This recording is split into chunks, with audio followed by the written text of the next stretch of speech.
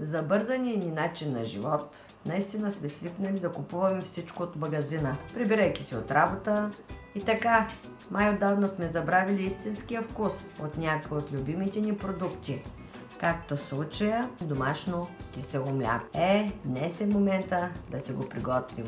И ще си го приготвим, макар и много забързани и ангажирани, изморени. Трябва да се замислим, и то по-често, какво точно едем и дали това, което едем и купуваме, е най-добрият избор за нас.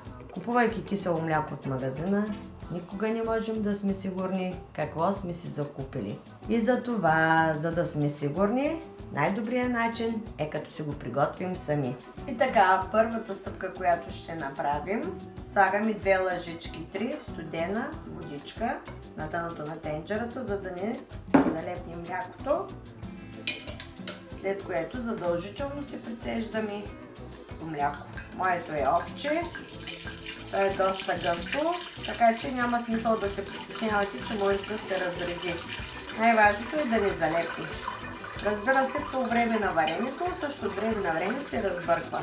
Варим на слаб огън, не на висока температура, до пълното му сваряване. Моето мляко е 5 литра.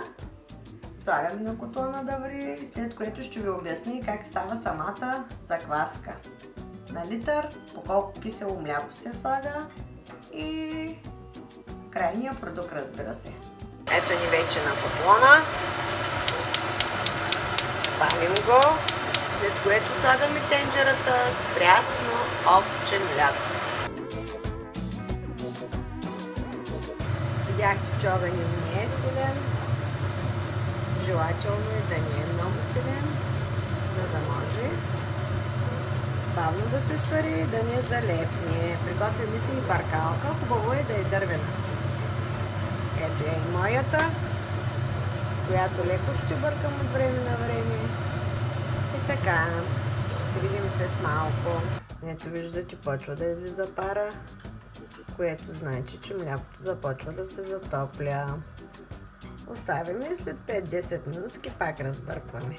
То почва да хваща отгоре лека пайжинка, или както казваме кълпайче.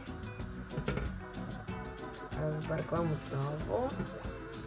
Гъстотата отива отдолу и затова като се разбърка, би трябвало да ни загори. Ето, че нашето млекце вече почти е предзавиране, след което ще изключим. И оставяме леко да изцини. Всеки момент ще надигне кълпак. Изключвам вече, тъй като виждам, че почва да ври. Овчето прясно мляко е сварено. Как да проверим дали млякото е стигнало нужната температура? От моите баби знам, че това става като потопим пръста, не веднага извадено. Ето вече е още топличко. Ще изчакаме още малко. Пръста. Той трябва да издържа. Не трябва да е нито горещо, нито да ни пари, нито да е студено. Ако е така, пристъпваме към заквасването. В случая ще изчакаме малко. През това време можем да оберем образува ли се каймак отгоре. Като вземем в случая една лъжичка и една паничка. Аз съм си ги приготвила и оберем каймака отгоре. Този каймак може да ни послужи за направата на масалце. Ако често закупувате прясно мляко, събираме си каймака, съхраняваме го в хладилника, дори може в кофичка и в фризера, след което изкарваме на стайна температура и можем да си сбием масло. Изчакваме.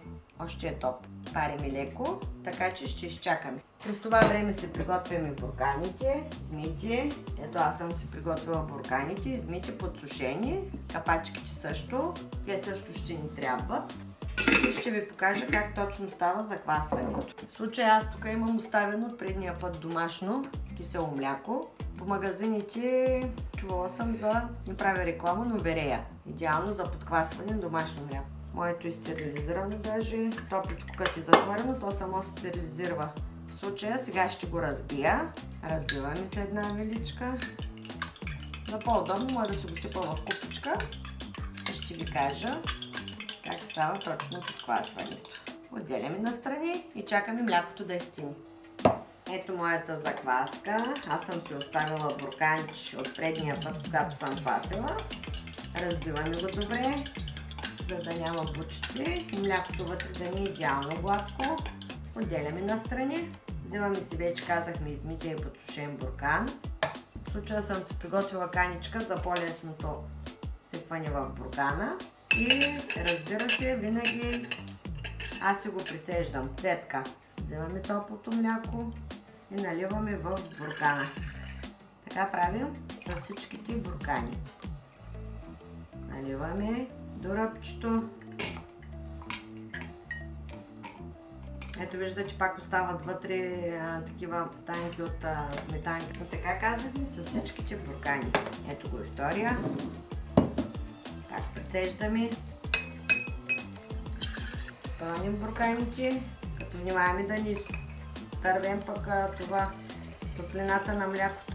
Може го предварително леко да затоплите бурканите, да не се притесняват. Как да ги затопли? Може малко в микроволнова, може малко във фурната, защото все пак те отнемат от топлината. Ето бурканите вече са топлички. Доливаме и последния буркан. Готови сме. Казахме, проверяваме с пръста. Маничко ще изчакаме. Топличко и още. Взимаме отново разбърканото кисело мляко и по една лъжичка, на всяко бурканче по една супена лъжичка кисело мляко и разбъркваме. Така с всички. Това е нашата подкваса.